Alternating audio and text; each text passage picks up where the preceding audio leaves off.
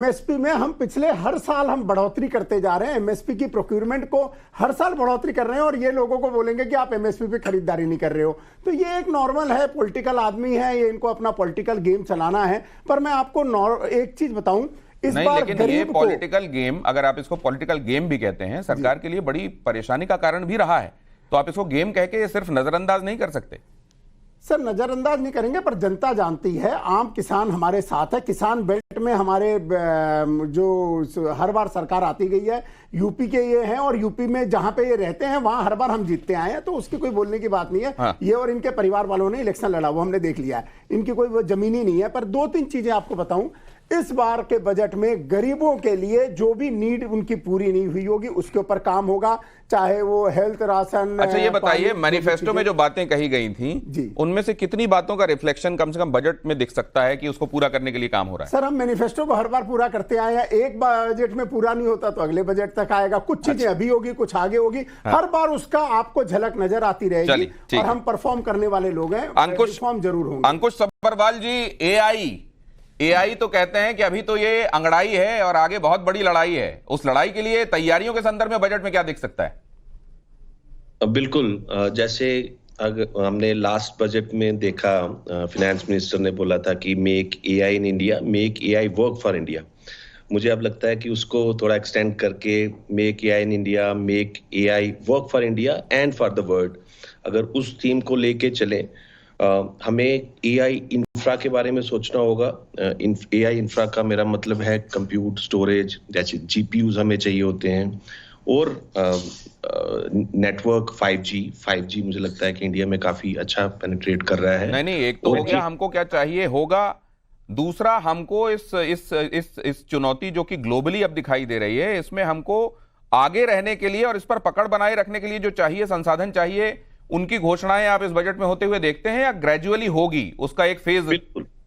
बिल्कुल मुझे लगता है इस बार होगा। जैसे मार्च में अराउंड 10,000 करोड़ का एआई इंफ्रा जीपीयूज के लिए ऑलरेडी बजट अनाउंस हो गया है। मुझे लगता है वो और थोड़ा फर्म होगा, और मुझे लगता है कि जैसे स्टार्टअप तो ठीक है, सफिशिएंट है और किया जाना चाहिए। मुझे लगता है अभी काफी सफिशिएंट है, इवन की कंपनीज भी चाहिए, लोग भी चाहिए जो इसको अडॉप्ट कर पाए। एक जो मुझे लगता है जो होना चाहिए कि एजुकेशन, एआई लिटरेसी में काफी ध्यान देना चाहिए, स्किलिंग की बहुत जरूरत है। तो ठीक है, मैं आपके पास लौटता हूं। एक जो आधारभूत संरचना के बारे में बात हो रही है कि हमको तीसरी बड़ी इकोनॉमी से और आगे बढ़ने की दिशा में, आप और ज्यादा पांचवें के बाद तीन के बाद और आगे बढ़ने के लिए अगर काम करना है तो उसमें सबसे महत्वपूर्ण है आधारभूत ढांचा, इंफ्रास्ट्रक्चर को लेकर वैसे तो प्रोविजन हम हर बार देखते हैं, स्पेशल फोकस रह सकता है या जिस ट्रेंड को हम होते हुए देखते रहे हैं पहले से वही आगे बढ़ेगा? विकास कोठारी जी, इस बार के इस पहले बजट में क्या होगा? देखिए, मेरे हिसाब से चार बहुत महत्वपूर्ण बातें हैं। पहला तो इंफ्रास्ट्रक्चर कंट्री का लार्जेस्ट स्किल्ड और unskilled man power employment sector है, तो इंफ्रास्ट्रक्चर पे जितनी स्पेंडिंग होगी उतना ही एम्प्लॉयमेंट बढ़ेगा। दूसरा, हमारी पावर में पीक डिमांड डेफिसिट अभी बढ़ती जा रही है, तो इसलिए पावर पे कैपेक्स बहुत बढ़ना चाहिए, और स्पेशली रिन्यूएबल पावर जिसमें हाइड्रो पावर और पंप स्टोरेज प्रोजेक्ट्स आते हैं। तीसरा, हर साल हमारे हजारों करोड़ों रुपया हम लोग ड्राउट में और फ्लड्स में, कहीं बाढ़ आ रही है, कहीं सूखा पड़ रहा है, उसके लिए हम लोग खर्च करते हैं। तो रिवर इंटरलिंकिंग स्कीम्स बहुत इंपॉर्टेंट है, ताकि आप कैपेक्स भी करो, इंफ्रास्ट्रक्चर भी बनाओ, और बाढ़ और सूखे में जो हम लोग पैसा खर्च करते हैं राहत देने में, वो इंफ्रास्ट्रक्चर स्पेंडिंग में लगाओ ताकि बाढ़ और सूखा नहीं पड़े। और चौथा, जल जीवन मिशन, जो पानी पहुंचाने की, हर घर मोदी जी ने सड़क पहुंचा दी, बिजली पहुंचा दी, अब पानी पहुंचाने का उनका मेन फोकस एरिया है। तो इसलिए ये चारों सेक्टर वाटर से रिलेटेड है, जिनमें बहुत मोदी जी और करंट गवर्नमेंट ने फोकस बढ़ाया हुआ है, और मुझे लगता है कि उम्मीद जारी रहेगी चारों सेक्टर। तो ये आधारभूत संरचना न सिर्फ इसलिए क्योंकि देश को और तेजी से विकसित बनाने की दिशा में ये काम करेगा, बल्कि इसलिए कि ये बहुत ज्यादा रोजगार सृजन करने वाला क्षेत्र भी है, इसलिए इसमें फोकस दिखाई देगा, ये कहा जा रहा है। विद्या हमारे साथ मौजूद है। विद्या, जब ये चर्चा हो रही थी कि सरकार असल में इस बार सहयोगियों पर बहुत निर्भर है, इसको देखते हुए कैसे काम करेगी? तो अभी हिमांशु जी ने एक बड़ी अच्छी बात कही कि आपको इसका इशारा तभी मिल गया जब विशेष राज्य के दर्जे के संदर्भ में उन्होंने अपनी स्थिति स्पष्ट कर दी बिहार को लेकर। वहां मौजूद लोग इसको देखकर इसको लेकर क्या सोच रहे हैं? सरकार अपने पहले वाले बिल के साथ ये बजट लेकर आएगी या थोड़ा सा चीजों को अकोमोडेट करने वाले अंदाज में रहेगी?